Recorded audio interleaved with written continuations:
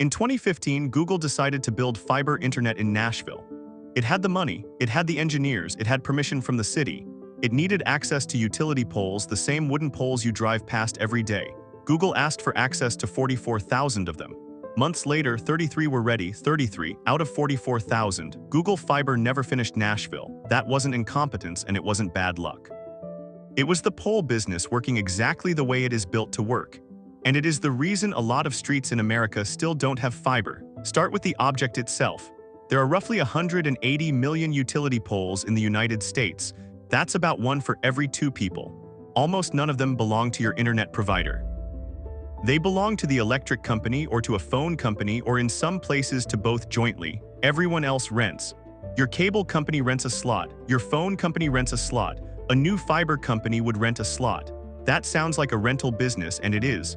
So the first thing to ask is how much the rent is. An FCC survey of pole attachment agreements found the typical wired attachment, one company's cable, occupying about a foot of vertical space, rents for a median of around $15 a year. $15 per pole per year, that is not a business. One county utility in Washington state collects about $286,000 a year across nearly 12,000 attachments. For a utility, that's a rounding error. So the rent is almost nothing. Which means the money is somewhere else.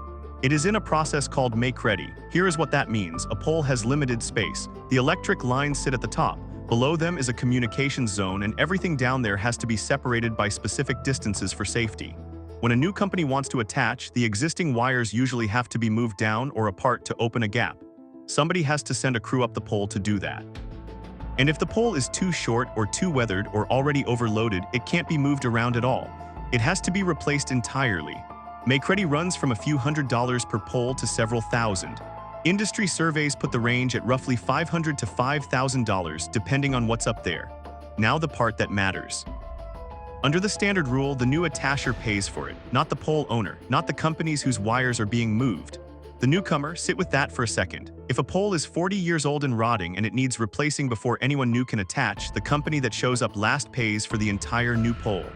The pole owner gets a brand new pole on its own network at someone else's expense.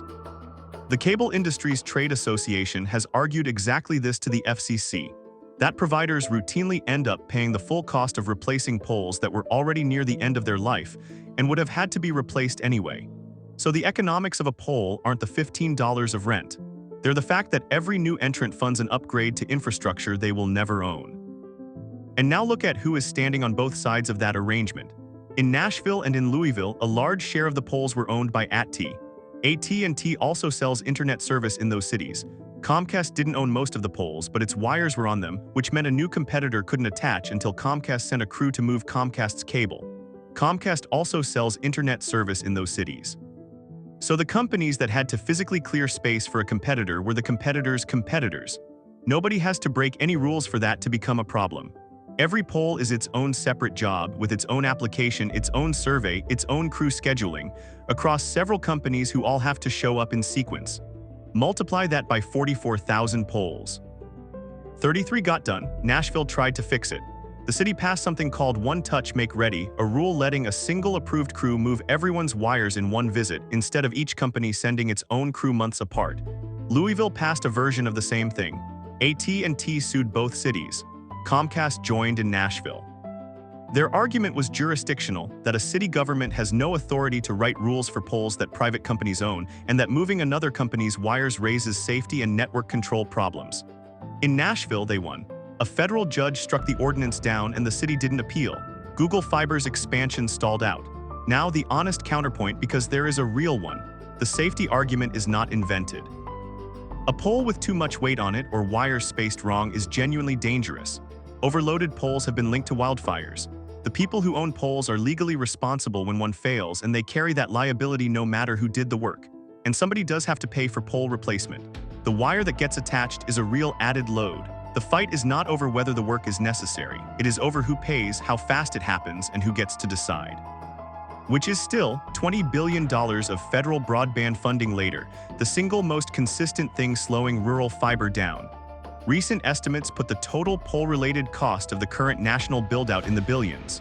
So here's what you're actually looking at. The pole outside your house is a piece of shared infrastructure that almost nobody pays much to use. The rent on it is trivial, the permission to touch it is not. And control over that permission sits with companies who are often selling the same service as the company asking. Google had unlimited money and it still couldn't get up the pole. That is the hidden business behind utility poles, not the rent, the right to say when.